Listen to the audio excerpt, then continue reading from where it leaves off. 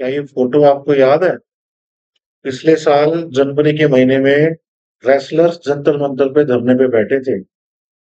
उन्होंने उस टाइम पे जो चीफ थे रेसलिंग फेडरेशन ऑफ इंडिया के, उनके अगेंस्ट सेक्सुअल हरासमेंट के एलिगेशंस लगाए थे। काफी टाइम तक कोई कार्रवाई नहीं हुई, फिर अल्टीमेटली ऑनरेबल सुप्रीम कोर्ट के इंटरवेंशन के बाद एफआईआर लॉन्च हुई थी। तो दोस्तों, welcome to our YouTube channel. आज हम डिस्कस करेंगे ब्रिजभूषण शरण सिंह, जिनके अगेंस्ट दिल्ली के राउज एवेन्यू कोर्ट ने चार्जेस फ्रेम किए।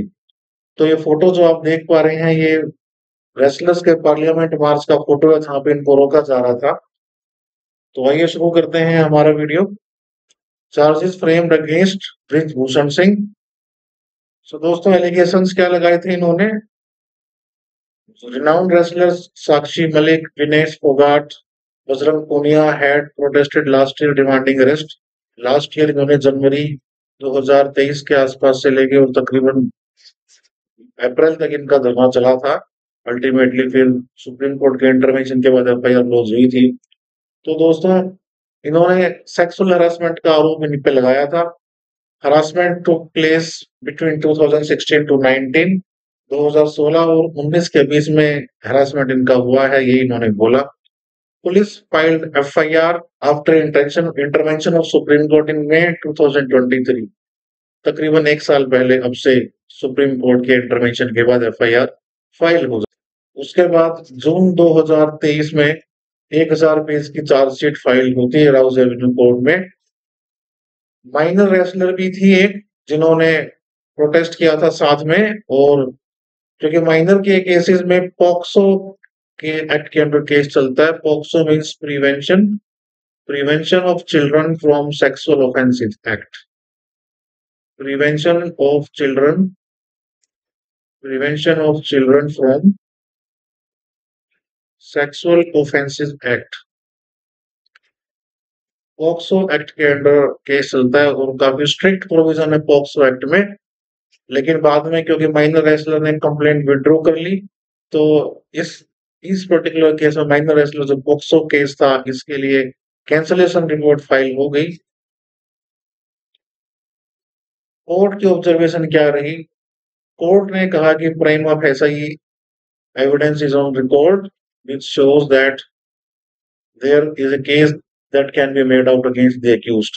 तो कोर्ट ने कहा sufficient material on record to frame the accused for the offences punishable under section 354, 354A and 506 of Indian Penal Code। इन तीन सेक्शंस के अंडर सेक्शन 354 है outraging the modesty of a woman.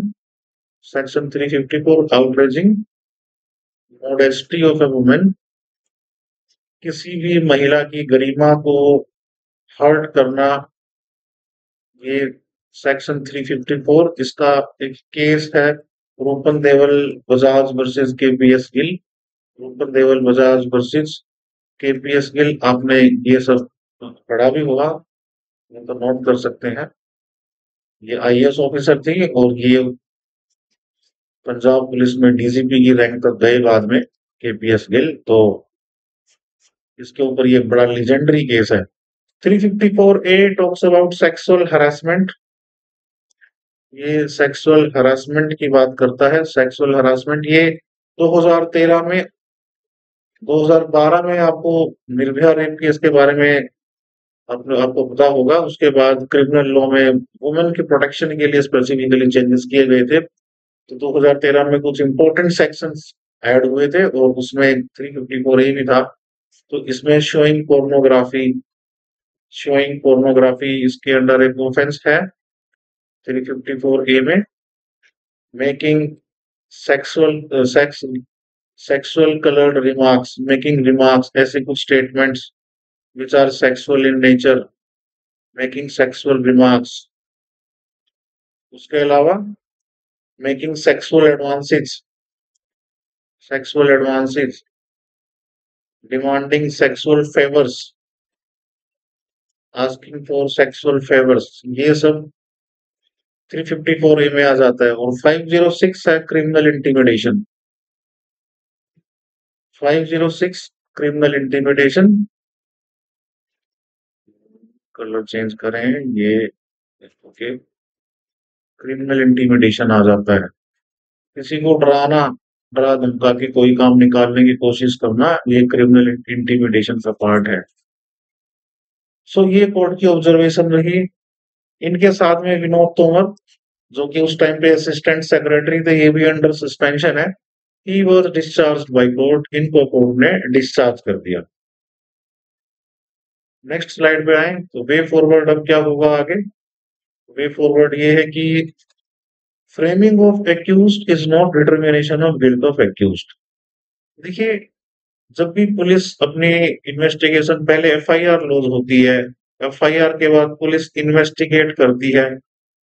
Investigate करने के बाद जो भी पुलिस को मिलता है उसकी एक फाइल तैयार करती है जिसको चार्जशीट बोलते हैं।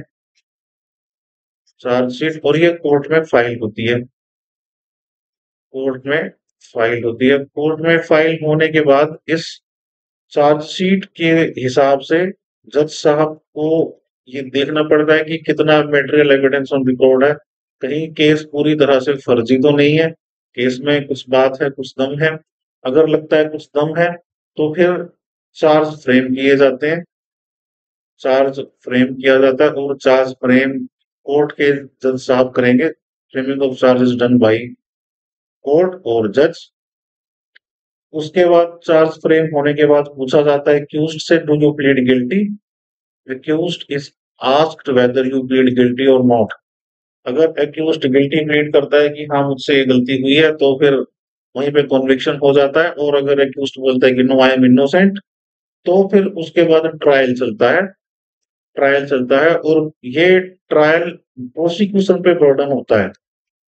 प्रोसिक्यूशन को बोला जाता है कि आप एविडेंस लेके आइए, यानी पुलिस और जो भी कंप्लेनेंट है यहाँ पे, जो भी विक्टिम है, उन सबके एविडेंस होते हैं। पुलिस की तरफ से भी सब एविडेंस प्रेजेंट किए जाते हैं। और एक बार ये बर्डन डिस्चार्ज हो जाए प्रोसिक्यूशन का, कि प्रोसिक्यूशन अपनी तरफ से सफिशिएंट एविडेंस लैड कर दे कि हाँ इन्होंने ऑफेंस किया है, तो फिर डिफेंस से पूछा जाएगा, यानी एक्यूज्ड से पूछा जाएगा कि do you have anything to say in your defence. अब अगर एविडेंस झूठे हैं तो डिफेंस यानी एक्यूज्ड के एडवोकेट एक एक करके एविडेंसेस को गलत झूठा साबित करेंगे, और अगर सही है तो सही को तो खैर सही ही बोला जाएगा, उसको झूठा कोई साबित नहीं कर सकता। अल्टीमेटली फिर दोनों बैलेंस देखते हुए, और हालांकि क्रिमिनल केसेस में तो जो देखा जाता है बर्डन ऑफ प्रूफ, देखा जाता है burden of proof criminal cases में जो कि प्रोसिक्यूशन पे होता है, that should be beyond reasonable doubt. Beyond reasonable doubt कि इसका केवल एक और एक ही कंक्लूजन है कि एक्यूज्ड ने ही ऑफेंस किया है।